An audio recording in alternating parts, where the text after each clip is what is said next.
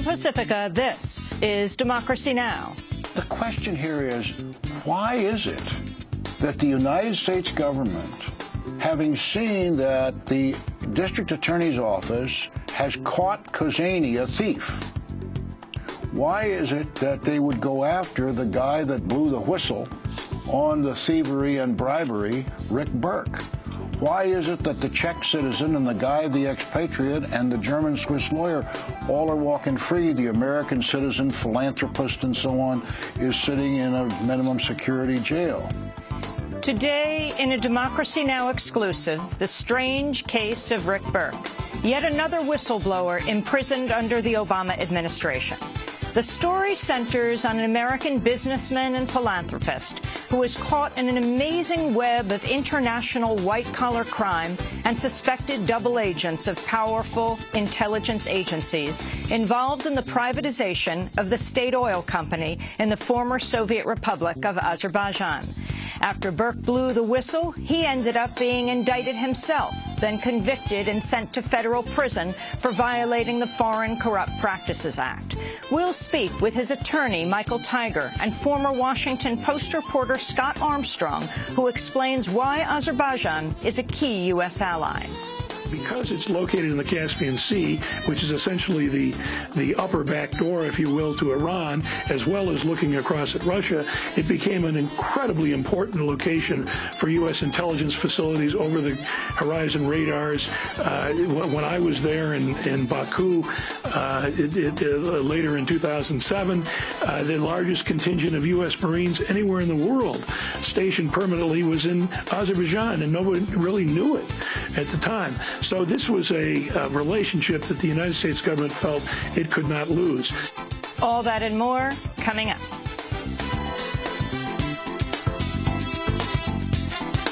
Welcome to Democracy Now!, democracynow.org, The War and Peace Report. I'm Amy Goodman. Senate leaders say they're nearing a deal to reopen the federal government after 2 weeks of a partial shutdown. The draft measure would temporarily raise the nation's borrowing limit and fund the federal government while setting a deadline to hash out a long-term spending plan. Democratic Senate Majority Leader Harry Reid and his Republican counterpart Mitch McConnell praised each other Monday. I'm very optimistic that we will reach an agreement that's reasonable in nature this week to reopen the government, pay the nation's bills, and begin long-term negotiations to put our country on sound fiscal footing.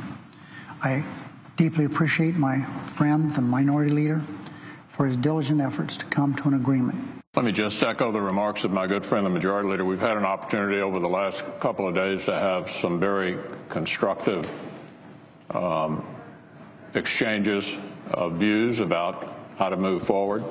It's unclear whether House Republicans will support the plan even as a deadline approaches this Thursday to raise the debt ceiling or risk default.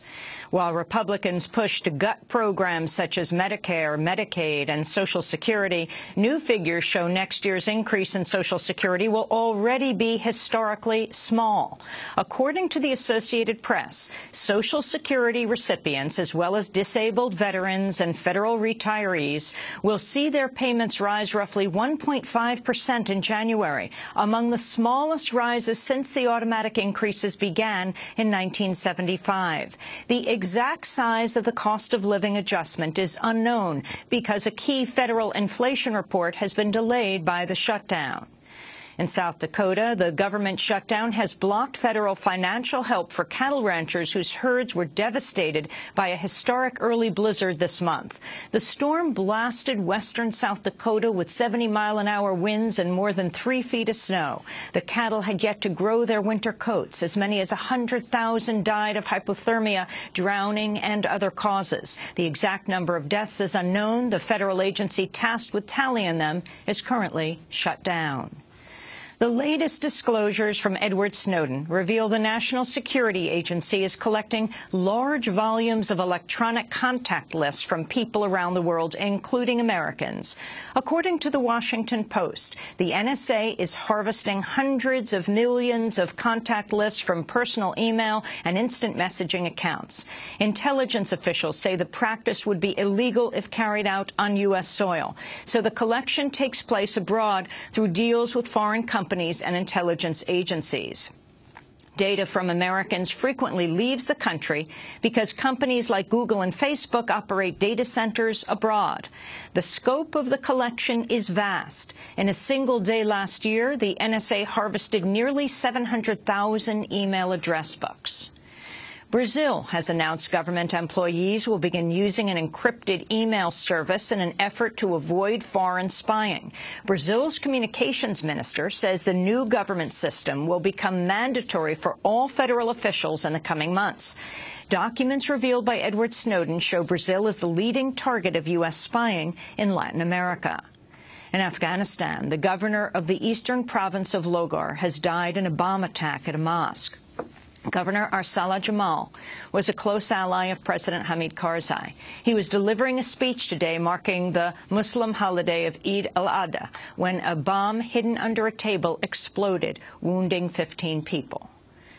A Libyan al-Qaeda suspect snatched from the streets of Tripoli is in New York, where he's expected to be arraigned in court today. Abu Anas al-Libi was interrogated for a week aboard a U.S. warship following his capture. He's accused of helping plan the 1998 bombings of U.S. embassies in Africa. Key talks between Iran, the United States, and other nations over Iran's disputed nuclear program are resuming today in Geneva. Iran is expected to introduce a proposal to curb its uranium enrichment efforts in a bid to ease crippling economic sanctions. The meetings include the so-called P5+1 group, which consists of the U.S., Britain, China, Russia, France, and Germany.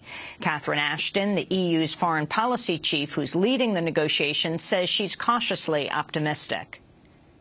That what we'll have here is a very productive 2 days, an opportunity to explore both the proposals that we have put on the table, but also ideas that are coming from Iran. I hope that in the course of that time there'll be an opportunity to really go into the detail and to explore the possibilities. In Syria, gunmen have released 3 Red Cross workers and a Red Crescent volunteer who were kidnapped in a rebel-held area of Idlib province on Sunday. The fate of the remaining 3 workers seized with them remains unclear. In Russia, police rounded up more than 1,600 migrants in Moscow Monday, a day after anti-immigrant riots that marked the worst such violence in nearly 3 years. On Sunday, thousands of Russian nationalists flipped cars, smashed windows, and tried to break into a migrant-run vegetable market.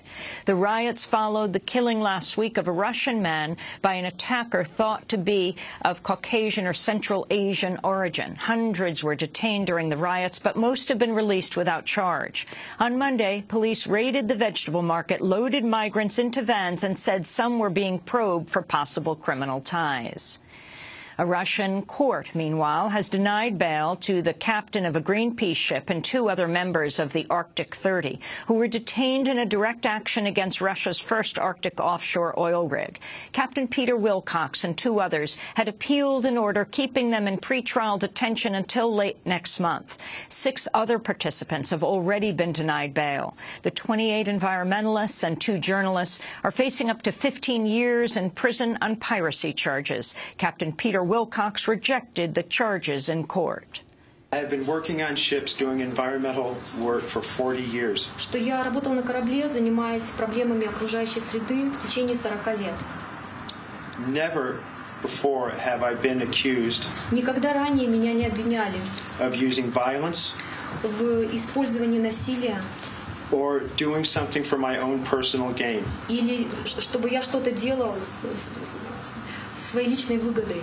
And I reject these accusations Я отрицаю все обвинения. in the strongest way possible. And the U.S. Supreme Court is hearing arguments today on affirmative action. The case centers on a voter referendum in Michigan that banned race and sex-based preferences in admissions at public universities. Last year, a federal appeals court found the ban violates the Constitution's Equal Protection Clause. The Supreme Court's ruling on the case could impact similar bans in California and Washington. And those are some of the headlines. This is Democracy Now!, democracynow.org, The War and Peace Report. I'm Amy Goodman. And I'm Juan Gonzalez. Welcome to all of our listeners and viewers around the country and around the world. Today...